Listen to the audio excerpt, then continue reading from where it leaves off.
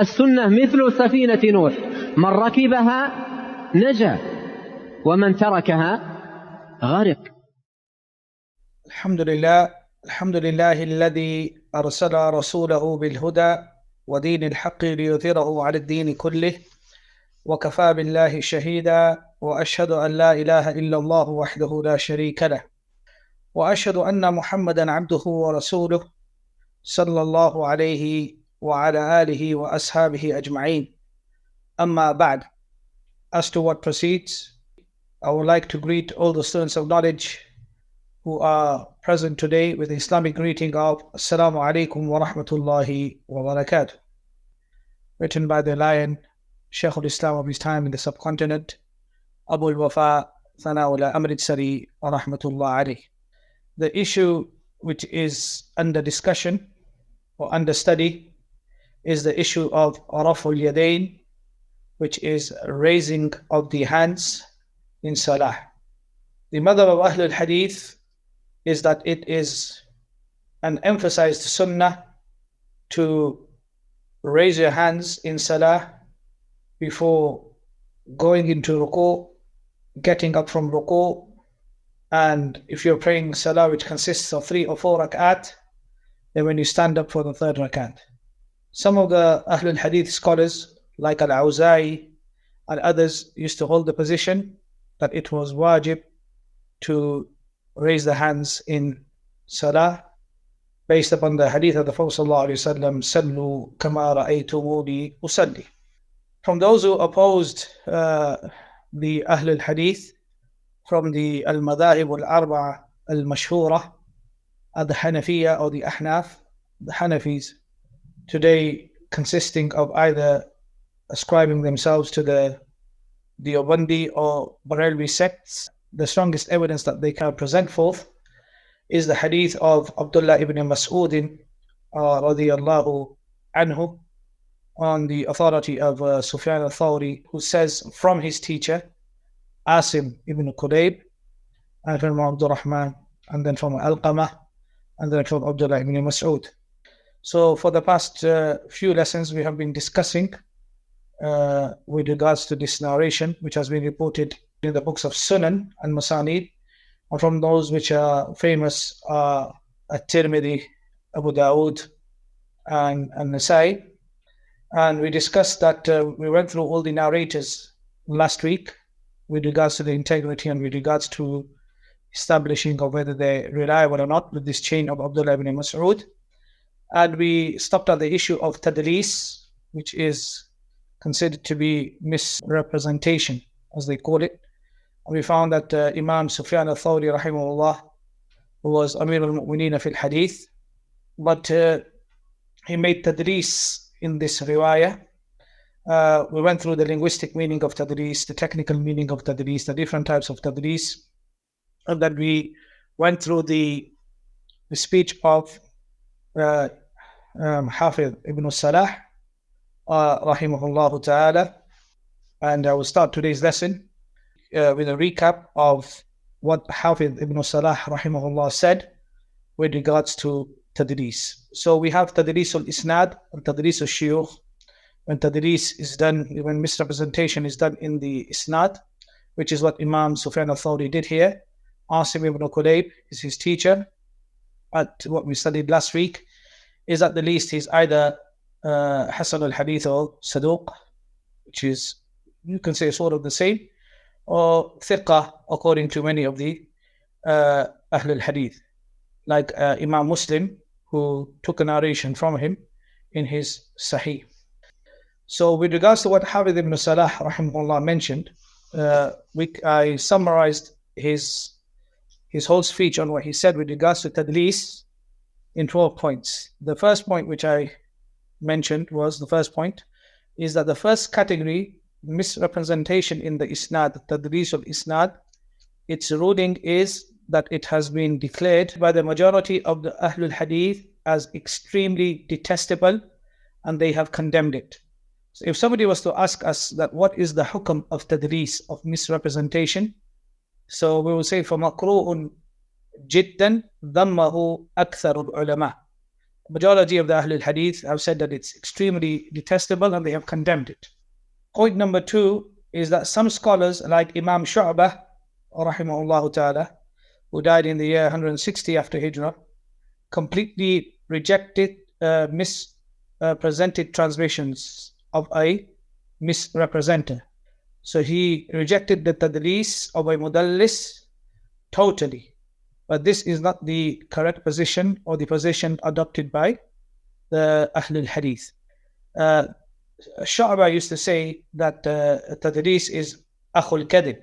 It is like the brother of lying.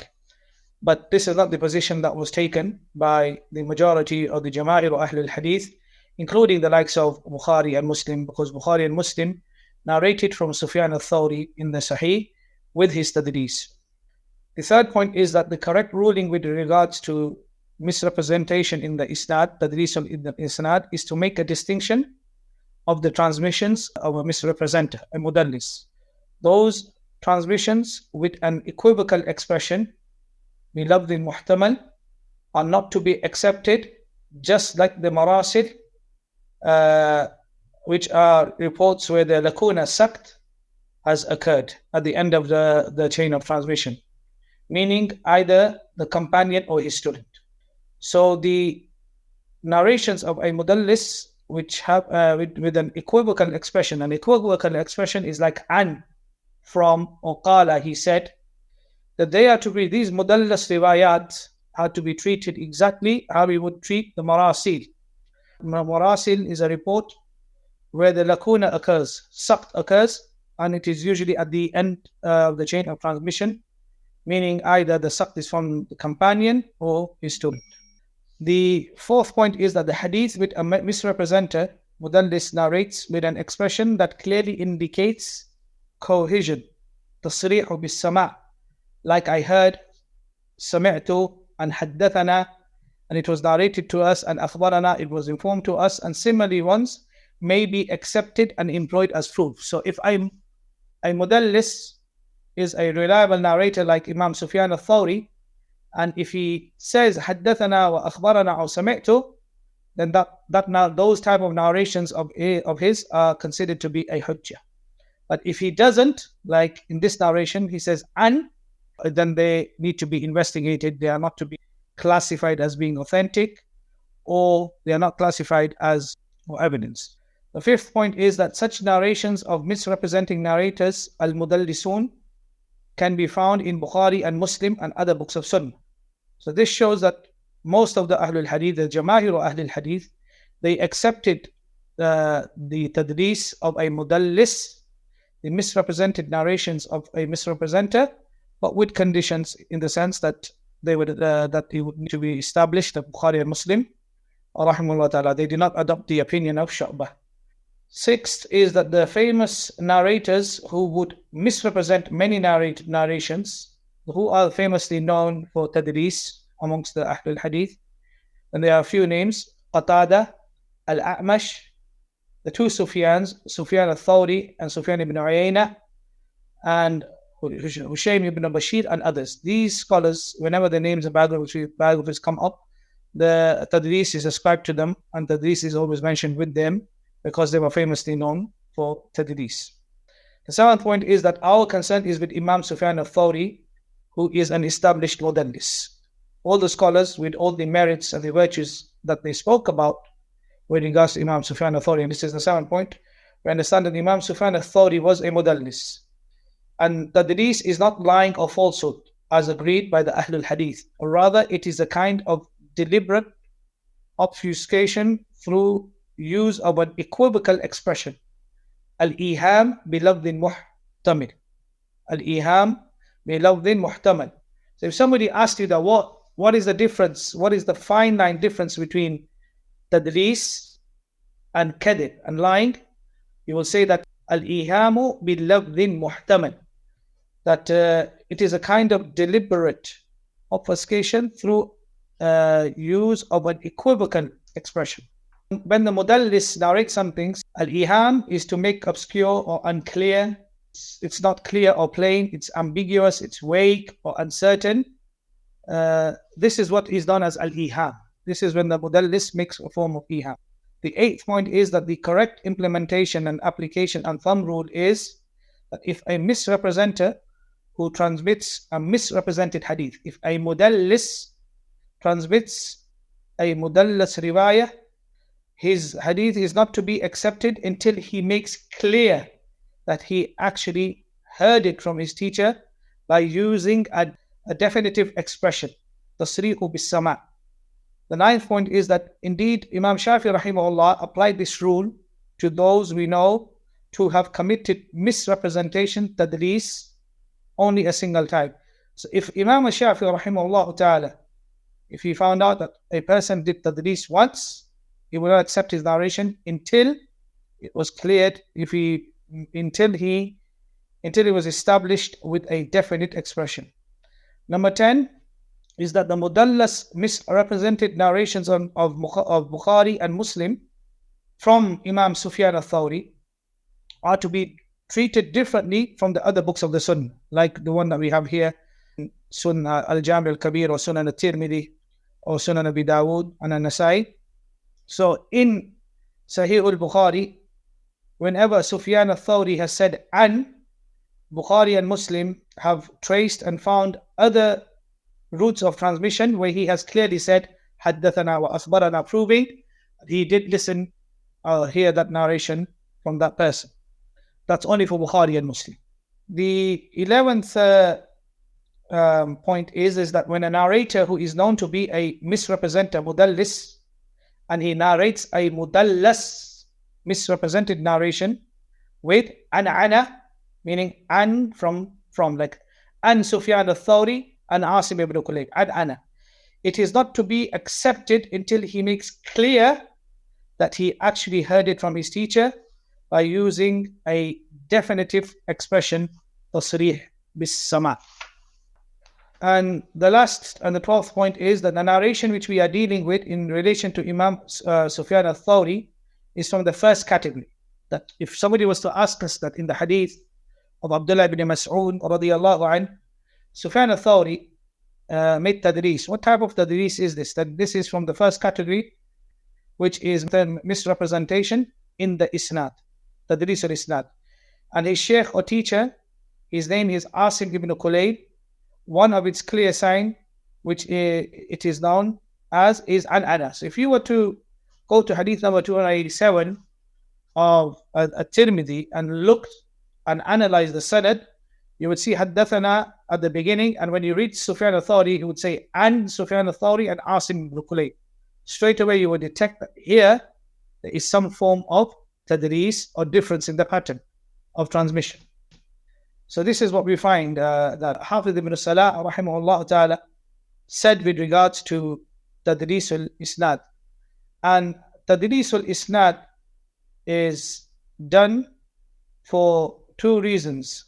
Either for ulu al-isnad, which is high lofty chain of transmission, or the person was narrating, between him there is a wasta, there's an intermediary, and that intermediary is weak, or that sheikh is weak, so he omits that sheikh and narrates from one above him. These are the two main reasons why mainly tadlis is done, tadlis al-isnad.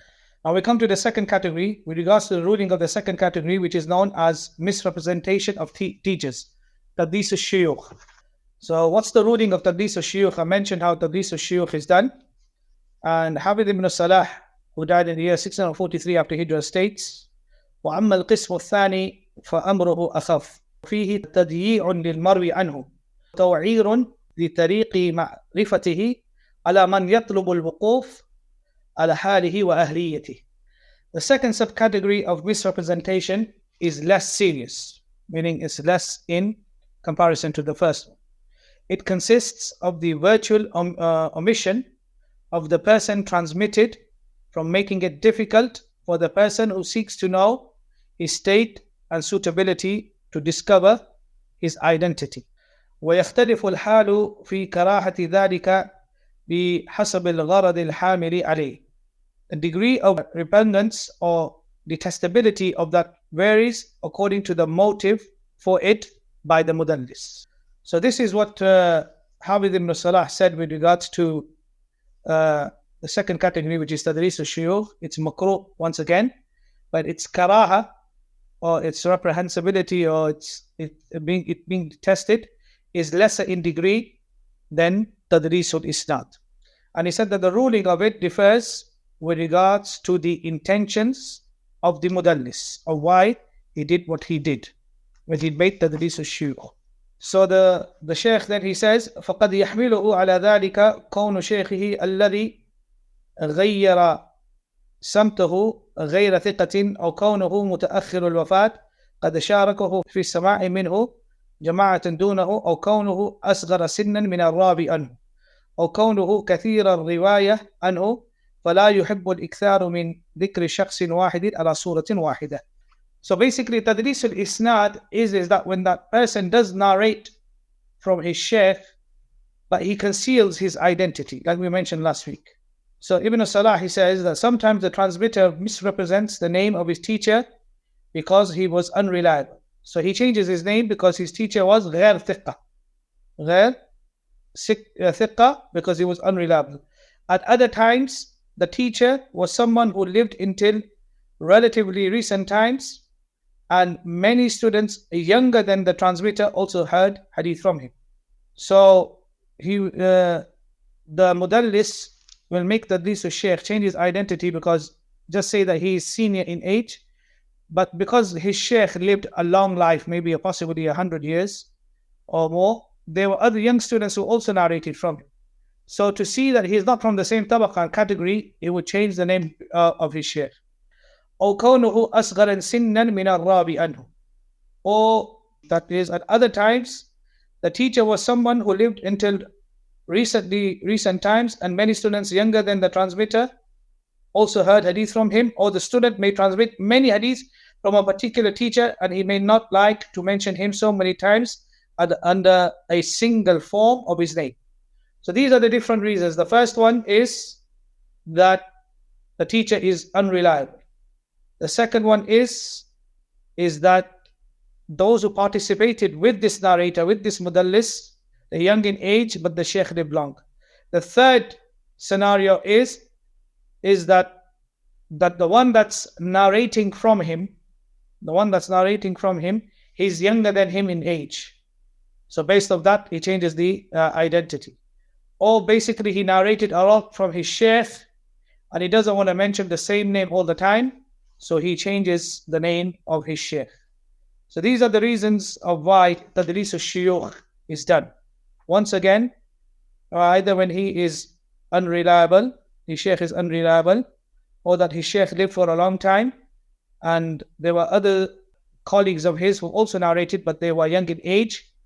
So he was very elderly in age, very senior to them, so he changed the name of the Shaykh. Or because that he is young in age from the one that he narrates from. So the one that is narrating from him is elder than him in age and he is younger. Or that he narrates a lot from his Shaykh and he doesn't like to mention his Shaykh all the time. Are you following? Please type 1 if you are following. So if somebody asked us why is Tadris al-Shuyukh done, we'll give the reasons. Number 1 is either the narrator, the Shaykh is unreliable. Secondly, the Shaykh lived for a long time. So this narrator who makes Tadris, who is a mudallis, he narrated from him. And also the young ones narrated from him, but he wanted to stand out, so he changed the name of the Shaykh. The third one is he is younger in age from the one that he narrates from. His Shaykh is younger than him in age, so he changes that.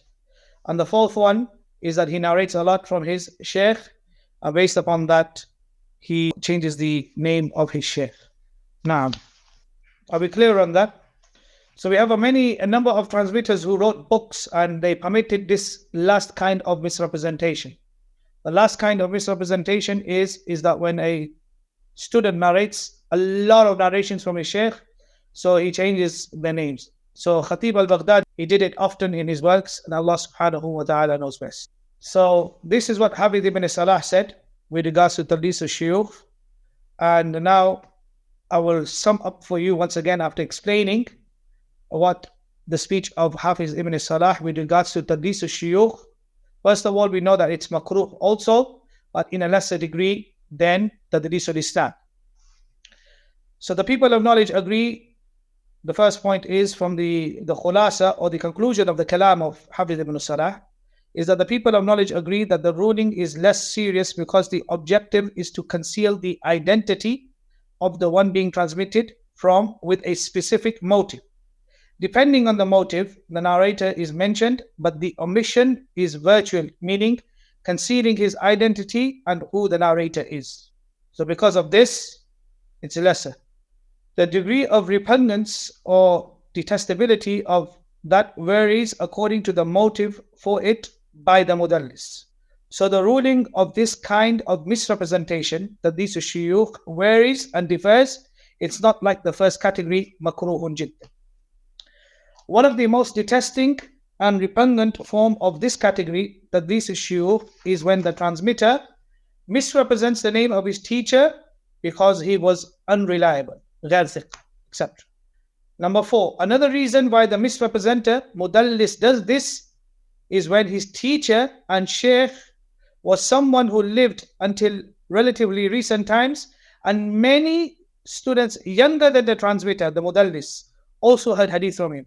So he wants to conceal that he heard from those who may be in a category under him, like in age.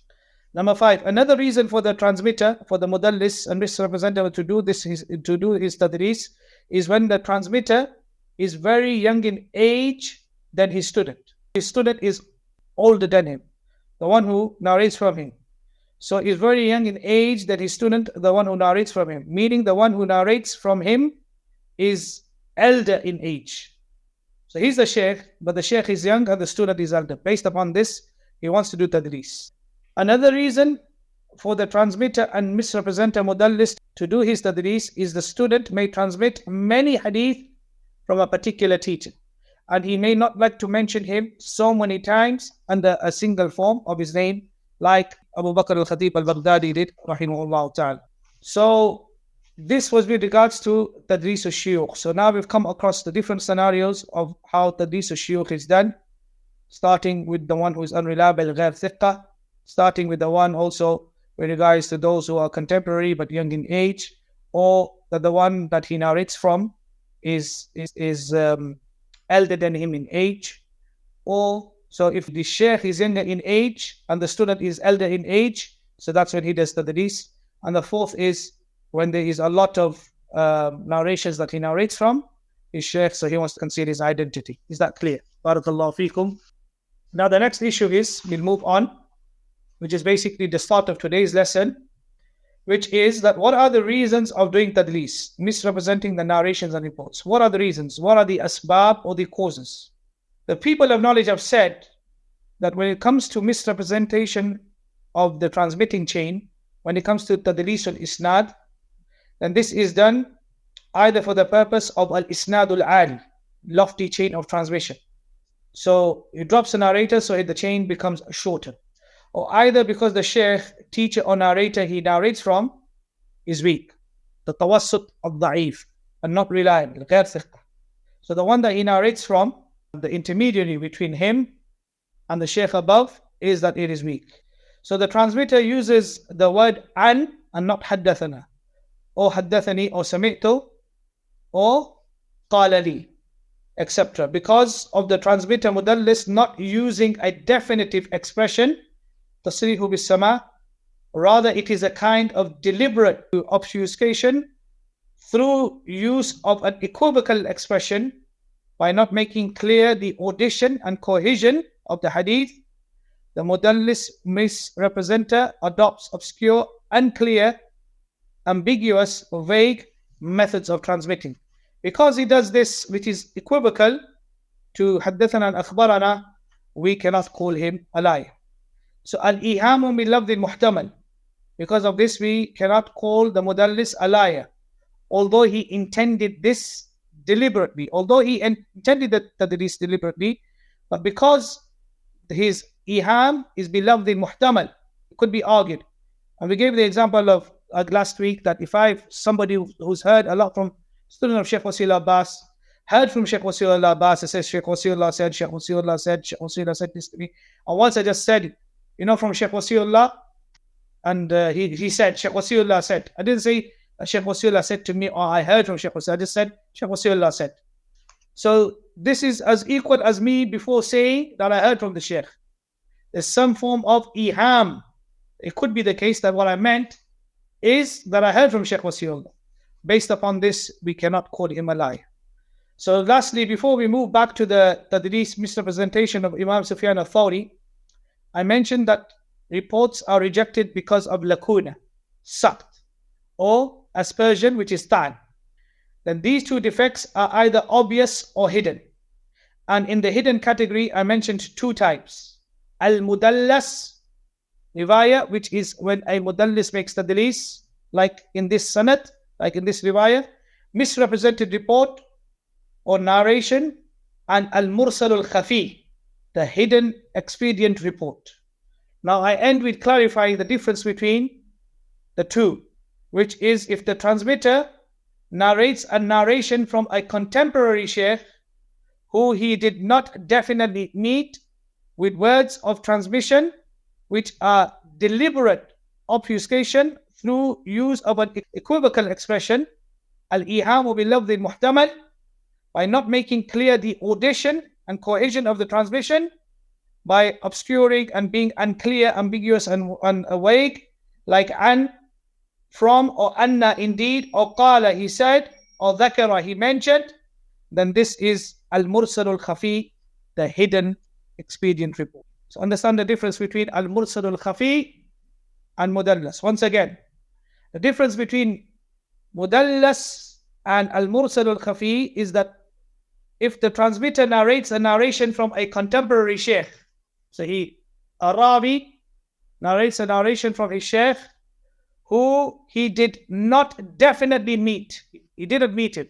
So this shaykh that lived in his time, he definitely did not meet him. So if somebody lived in the time of Shaykh Albani, like many of us may have, but he did not definitely meet him, but he transmits from Shaykh Albani with deliberately words which could be interpreted as though that he heard from Albani or he didn't hear from Albani. Al-iham bil-lafzi al-muhtamal, by not making it clear. So he didn't meet Albani for sure. He was a contemporary of Albani. Again, he didn't say, I heard Shaykh Albani, or Shaykh Albani narrated to me. He said from Albani. Where, words like that, from Albani. Albani said. So if he does something like that, then this is known as al-mursal al-khafi. This narration is known as al-mursal al-khafi. Why is it known as al-khafi, hidden? Is because of the iham bil-lafzi al-muhtamal. The words that he used is not clear that he's omitted somebody out in between him and Albani. But if the transmitter narrates from a shaykh who he did meet, that which he did not hear from him, with the wordings of transmission, which are deliberate, again through use of an equivocal expression, al-iham bil-lafzi al-muhtamal, by not making clear the audition and cohesion of the transmission, and by obscuring and being unclear, then this narration is mudallas. So what's the difference between a mudallas riwayah and al-mursal al-khafi? In the mudallas riwayah, the narrator meets his shaykh and has narrated from him, but he did not narrate this narration. And in al-mursal al-khafi, he was a contemporary of that shaykh, but he never met him. He used words such as Albani said, or from Albani, could make the listener or the one who reads believe or think that this person actually may have met Albani. He used al-iham bil-lafzi al-muhtamal.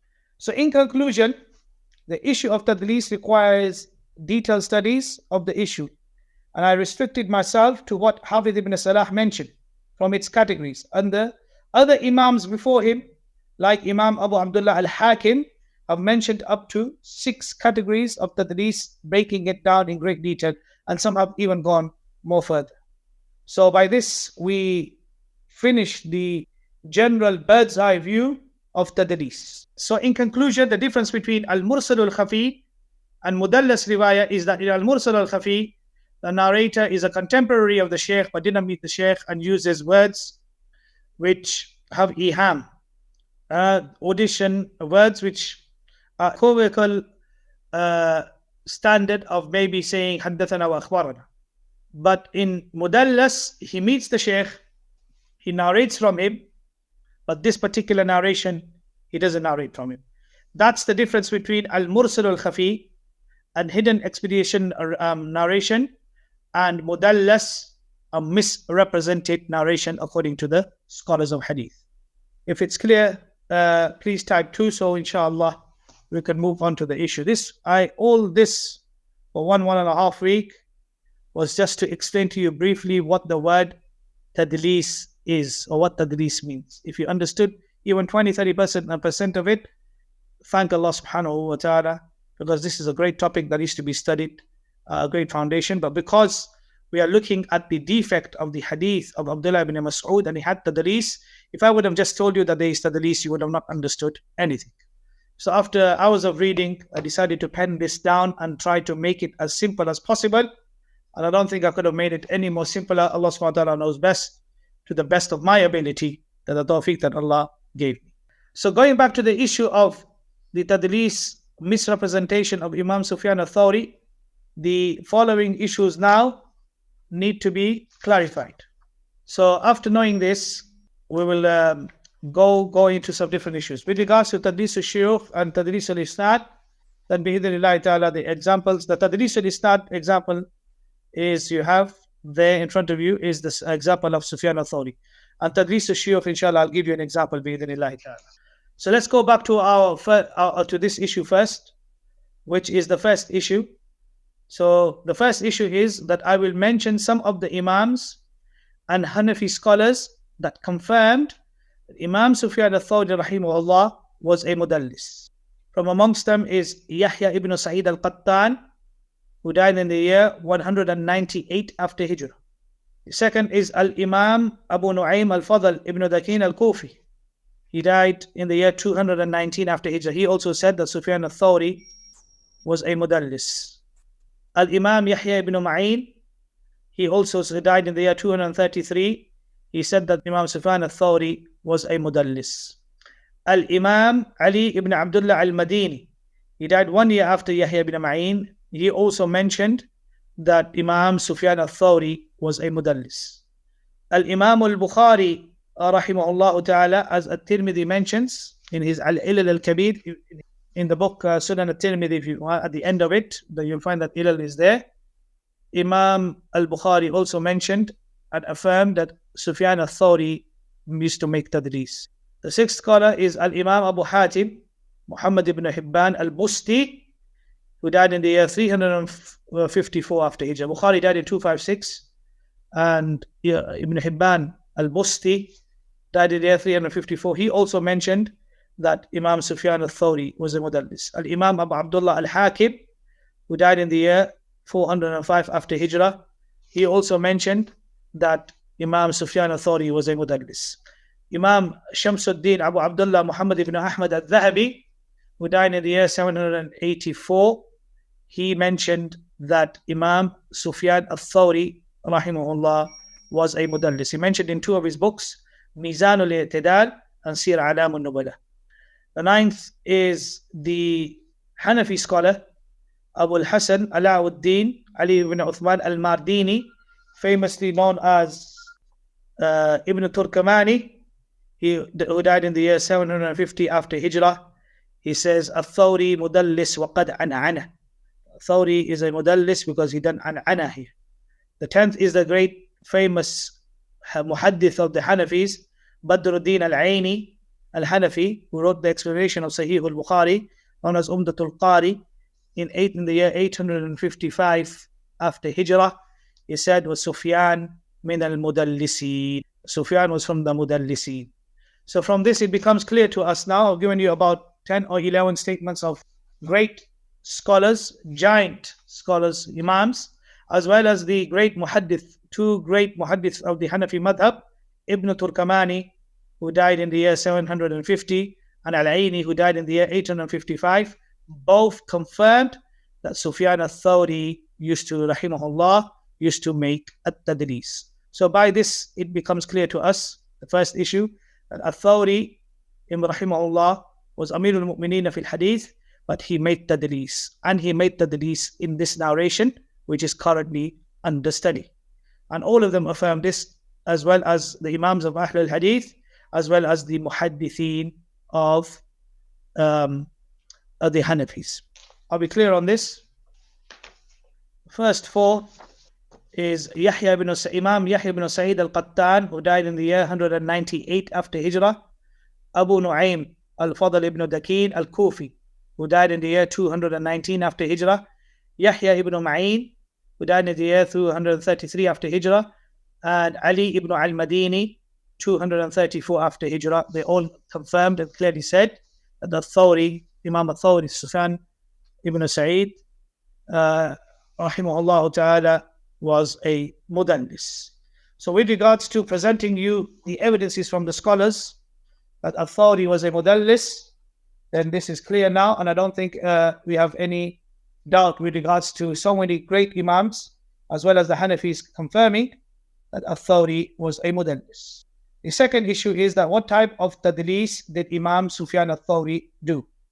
When we analyze the speech of the Imams and scholars and scrutinize the different definitions of misrepresentation and match it with the action of Imam Sufyan al-Thawri, we come to the conclusion that his tadlis mainly was in the first category, tadlis al-Isla, misrepresentation in the chain of transmission, which is the case in this narration, which is under study.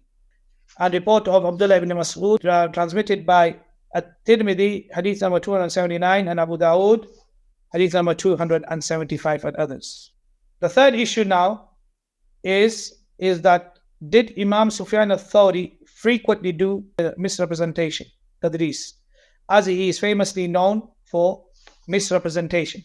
So Imam Sufyan al-Thawri is famously known for making tadlis, but just because somebody is famously known for something, does that mean that he used to do this frequently and done it a lot? Let's see what we have to say, what the people of knowledge have to say. Ibn Hajar, rahimahullah, with regards to his ta'rif in Tadlis al-Isnad, he says that which is apparent is that Imam Sufyan ibn Sa'id ibn Masruq al-Thawri, Abu Abdullah al-Kufi, was a thiqah, a hafiz, a faqih, an abid, an imam, a hujjah, known as Amir al-Mu'mineen fil Hadith. His misrepresentation of tadlis in reports and narrations are very few. You can say a handful, very less and few in number. The evidence for this is as follows, as what Imam Abdullah ibn Mubarak said about him. This is not the speech of Ibn Hajar. This is my speech elaborating on what Ibn Hajar said. Ibn Hajar, when he gave his definition of tadlis al-Isnad, misrepresentation in his sanad, he said that misrepresentation, tadlis al-Isnad, is when the mudallis covers up, makes some very general type of statements which confuses the reader of whether actually he heard this directly from him or through an intermediary. So now it becomes clear to us that al-Thawri, rahimahullah ta'ala, his tadlis was very little, meaning not many narrations where he did his tadlis. Abdullah ibn Mubarak said, كتبت عن 100 شيخ وألف شيخ وما كتبت عن أفضل من سفيان. He goes, I wrote from 100 sheikhs, I wrote from 1,000 sheikhs, and I did not write from anybody that was greater and better than Sufyan al-Thawri. So if Sufyan al-Thawri was somebody who had frequently done tadlis, then Abdullah ibn Mubarak would have not compared him to almost 1,000 shuyukh that he narrated from, and said from amongst these 1,000, one of the best was Sufyan al-Thawri. Imam Bukhari rahimahullah said about him, he said, Ma aqalla tadlisuhu, that Imam Bukhari said, and what little tadlis has reached us with regards to Sufyan al-Thawri. Imam al-Tirmidhi mentioned this thing of al-Bukhari in al-Ilal al-Kabir.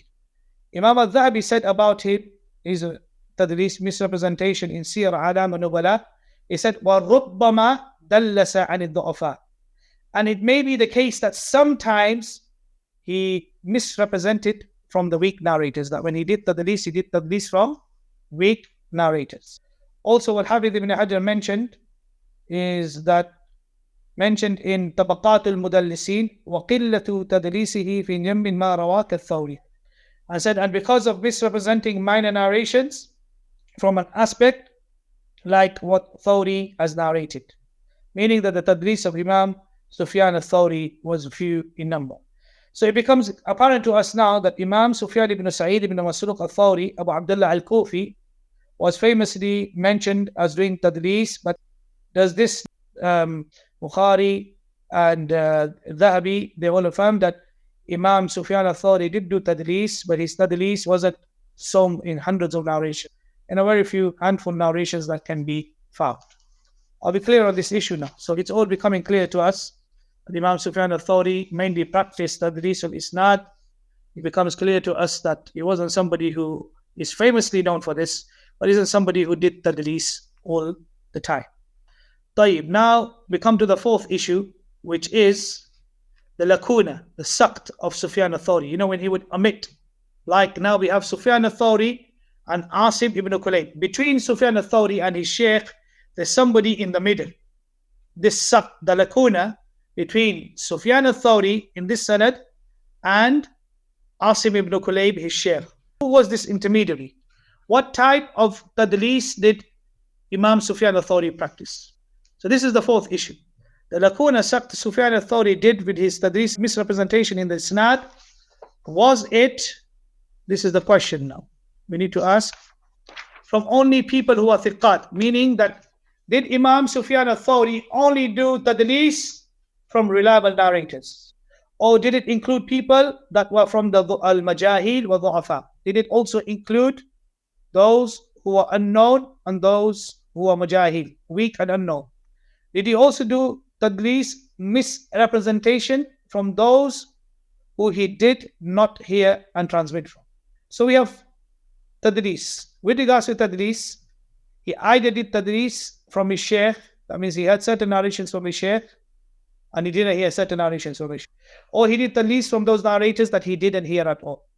And the intermediary was either those that were thiqat, reliable, or those that were majahil, unknown, and those who are du'afa are weak. These are all the possibilities.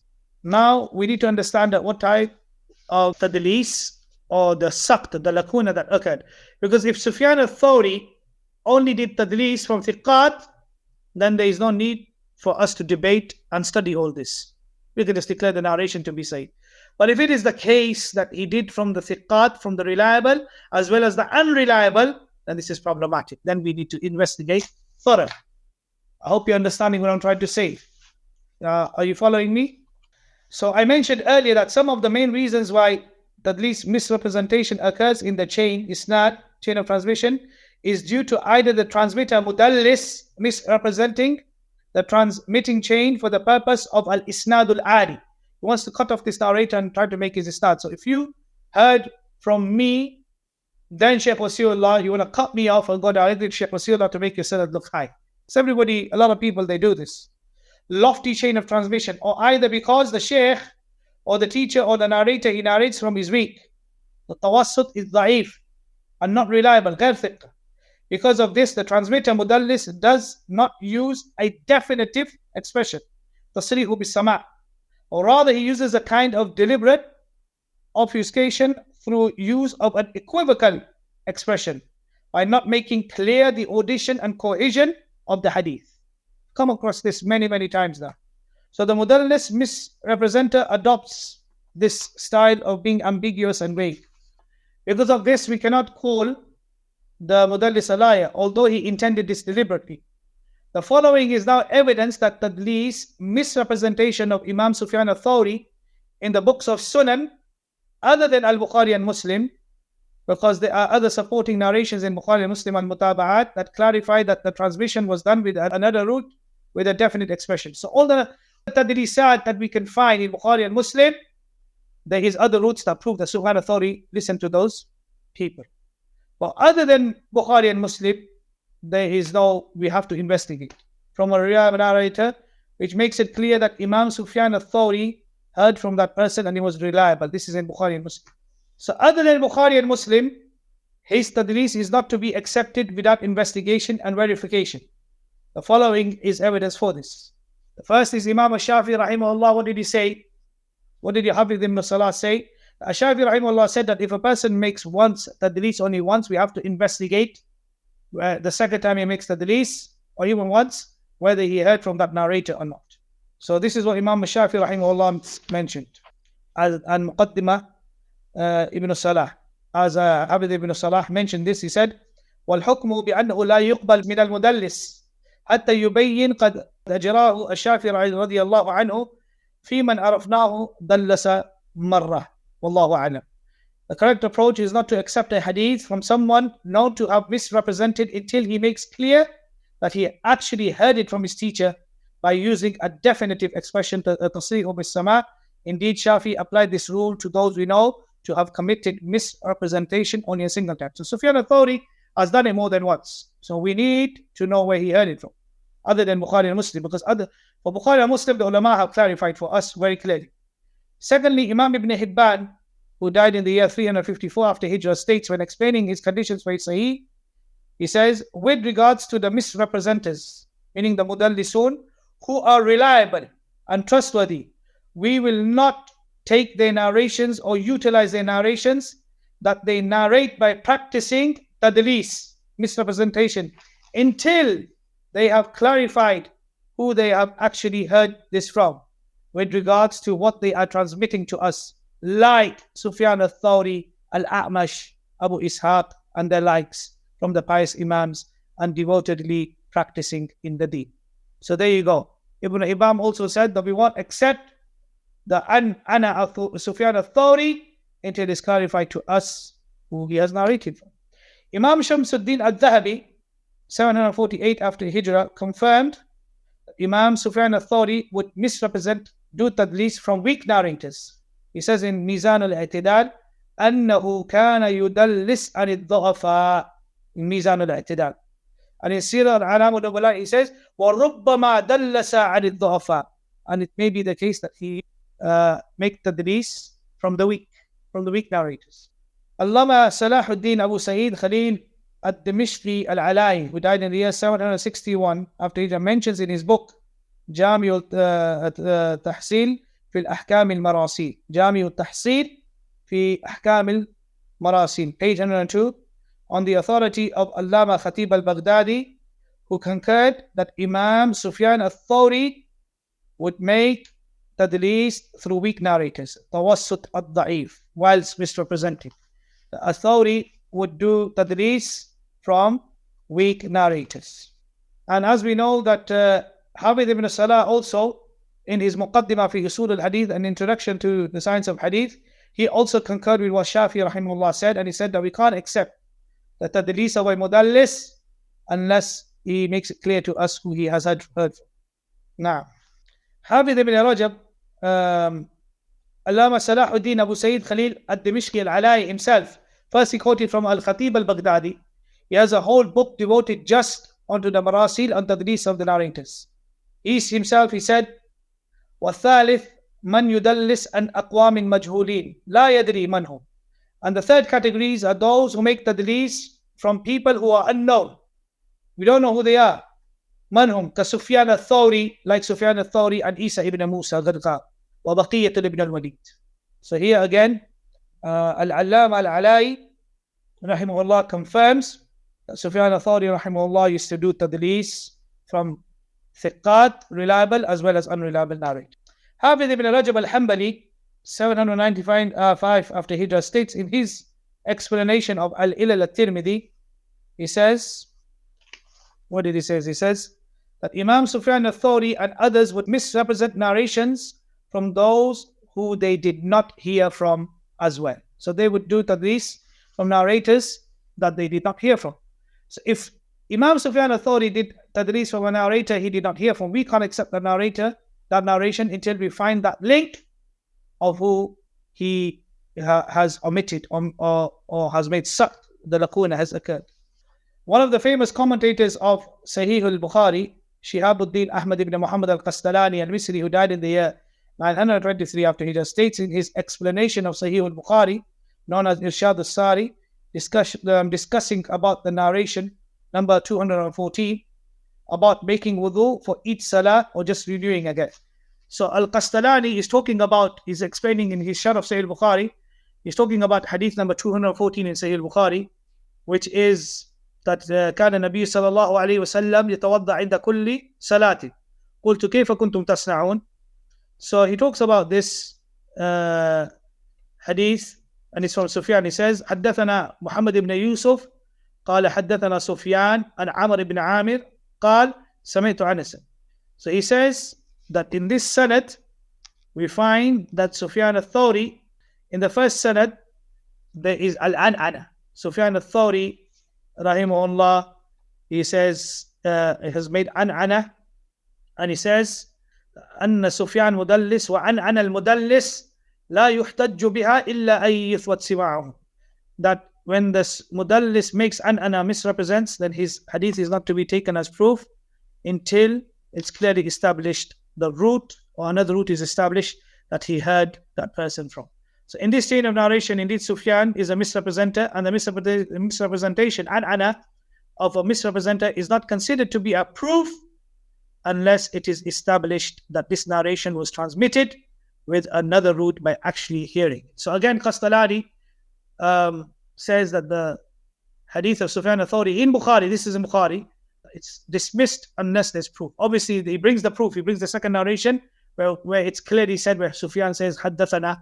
So he says, until, if he only had one chain of transmission of Sufyan al-Thawri in Bukhari, we won't accept it. But there's another chain where he clearly mentions who he narrates from. He brings that link that is missing, so we can take from him.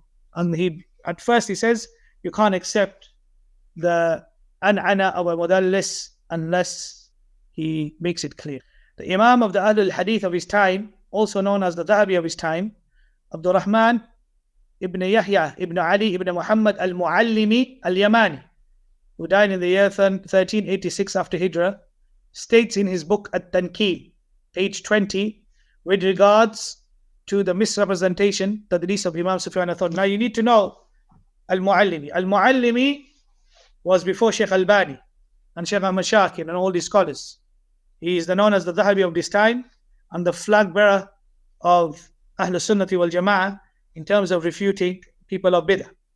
He states in his book, in page 20, with regards to the misrepresentation, the hadith of Imam Sufyan al-Thawri, in this very same narration, verifying this narration to be weak. So he brings in his book, page 20, and he talks about this narration of Sufyan al-Thawri about raising the hands in Salah. So he's talking about whether Rafa-Ul-Yadain is not there. So he brings this narration which the Hanafis bring. And what does he say? He says, أن سفيان يدلس ولم أرى في شيء من طرق هذا الحديث عنه تصريحه بالسماع. The first reason of why he declares this narration to be weak of Abdullah ibn Mas'ud, he says, is because of the tadris or the an'ana of Sufyan al-Thawri. He said, I tried to search that if there was any other routes where we could find that between Asim ibn Kulayb and Sufyan al-Thawri, there is a link, or that link is mentioned, or Sufyan al-Thawri clearly mentions that he heard this, so that we can accept this narration. But he said, sadly to say, there is no narration which says that. So indeed, Sufyan misrepresents this narration. I did not come across anything from the different variations and additions of this hadith from different routes which clarify that the transmission was done from other routes, tariq, with a definitive expression, tasrihu bis-sama', end of quote. Hence, he declared it weak. If it was the case, he misrepresented only from the reliable thiqat and not from the majahil and the du'afa, there would be no need for this verification. The ulama would have said it doesn't matter. The tadris of Sufyan al-Thawri, he only does tadris from thiqat. Like Sufyan ibn Uyayna only does tadris from thiqat. Remember this. Between the two Sufyans, Sufyan ibn Uyayna only does tadris from the thiqat. Sufyan al-Thawri does from the thiqat, as well as the majahid, as well as the du'afa. And that's why you find great giants that what did they do? They declared this narration, one of the illah that they declared this narration to be weak is because of the tadlis or the an'ana of Imam Sufyan al-Thawri rahimahullah ta'ala in this narration. Now I will end by mentioning the pillars of the Hanafi Madhhab experts in Hadith who also classified the misrepresentation of Imam Sufyan al-Thawri in the chain of transmission as a defect and weakness of Hadith, when there was no other route of transmission establishing a definitive expression from Imam Sufyan al-Thawri rahimahullah. So even the Hanafi scholars, when you find that they came across a certain narration of al-Thawri at that particular time, they said that I'm not going to accept the narration of al-Thawri until I get a definitive expression that Thawri heard this, otherwise we're not going to accept it. So again, you have Ibn al-Turkamani, who died in the year 750 after Hijrah, and when discussing the issue on how much should the chopping of the hands for a thief be determined, how many dirhams, the Hanafis, they differ with the al-Hadith that when a person steals the commodity that he steals, what is the value of that commodity in order for his hands to be chopped off. He brings a narration on the authority of Imam Sufyan al-Thawri from Isa ibn Abi Izzah, from Abdullah ibn Mas'ud, that the thief's hand should be cut upon 5 dirhams. He says, what does he say? He says, after mentioning this hadith, he states, the hadith of Isa ibn Abi Izzah has 3 defects and weaknesses. The first being the misrepresentation of Thawri, who narrated this narration with an-ana, meaning without establishing a definitive expression, tasrihu bis-sama. So here you go, that even the Hanafi, Ibn Turkamani, one of the big muhaddith of the Hanafis, he said that one of the first defects I'm going to talk about this narration is that Sufyan al-Thawri made tadris and there is no taslim bis-sama. The great muhaddith of the Hanafis, Badruddin al-Aini, when explaining a hadith on the authority of Imam Sufyan al-Thawri about the Messenger of Allah making fresh wudu for each salah, he says, وَسُفْيَانْ مِنَ الْمُدَلِّسِينَ وَالْمُدَلِّسِ لَا يُحْتَجُّ بِعَنْعَنَتِهِ إِلَّا أَن يَثْبَتْ سَمَاعُهُ مِنْ طَرِيقٍ آخَرٍ. Sufyan is from the mudallisin, misrepresenters. And the misrepresenting narration is not to be taken as a hujjah or proof until it is established that he heard from that person from a different route of transmission. So from this, alhamdulillah, it becomes clear to us now that Imam Sufyan al-Thawri misrepresented tadlis from reliable and trustworthy narrators, thiqat, as well as du'afa wa maja'il, weak and unknown narrators. Majority, he also did this from narrators he did not hear from.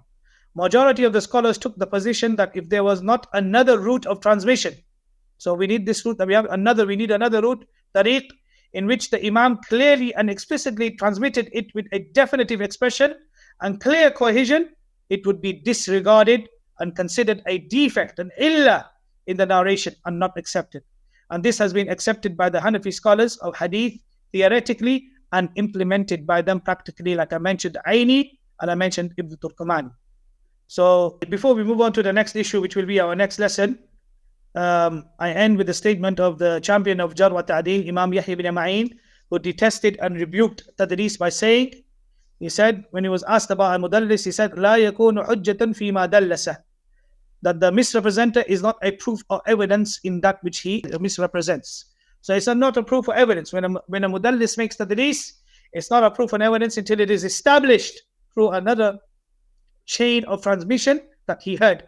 So this defect that we have now between Asim ibn Kulayb, who is the one that's going to tell us that the tawassut, that is, or the intermediary here, is somebody who is thiqah, is somebody who is not da'if, is somebody who is not majhul. We don't know who this wasta is, because if we don't know this wasta is, we have to rule out this narration, or we cannot accept this narration based upon this defect that can be found between Asim ibn Kulayb and Sufyan al-Thawri. Not mentioning the other defects that will come inshallah in the lessons to follow, but we say, bring to us and let us know that Sufyan al-Thawri would make tadlis from the thiqat, as well as the du'afa, as well as the majahil.